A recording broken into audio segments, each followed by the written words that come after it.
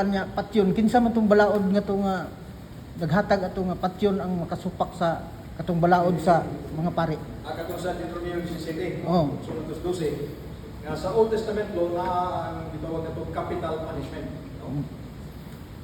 Well, ang capital punishment sa iyang kaugalingon, no? Suma sa panugno ni St. Thomas Aquinas, nga mo say kanunay nga panugno sa simbahan, dili siya nautang sa iyang kaugalingon. It is not inherently evil.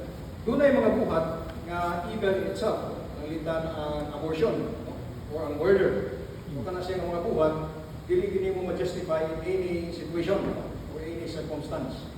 Pero ang death penalty, dunay mga panahon agad sa sirkumstansya nga gitugot sa simbahan, ila niya nagitimo ka na siya nga tinigahom sa estado ang pagpahamtang niya.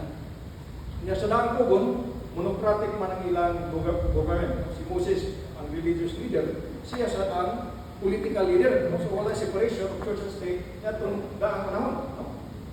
So wala ang mga pari na ito, doon na sila ay kahumsat sa pag-implement sa death penalty sa Old Testament. Ito nga itong Victor. Tungod katos panginanglan itong panahon na. Kaya kung yung tanaw, ang irihiya ko itong panahon na, dili lang kay sala batok sa tinuan, kundi ito na sa siya ay consequence nga ito sa society.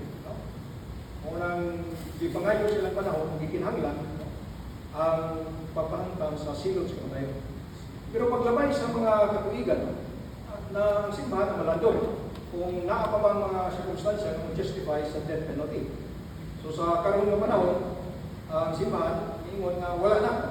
So muna ang death penalty, wala na siya suportahan sa simbahan. Nagi ni Pope Francis o ni Pope Leo. Muna ikondinar na. Kaya nausap naman ang circumstance. So ang atong prisuhan, secure naman. So ang himong sala, hindi na sila makahimong dugang kadahon sa society. No? Hindi pa rin kanatong kung may prisuhan dito sa una. Kung may FBI, wala yung mga polis nga, ang mga badlo mo, sige ha po, suri-suri.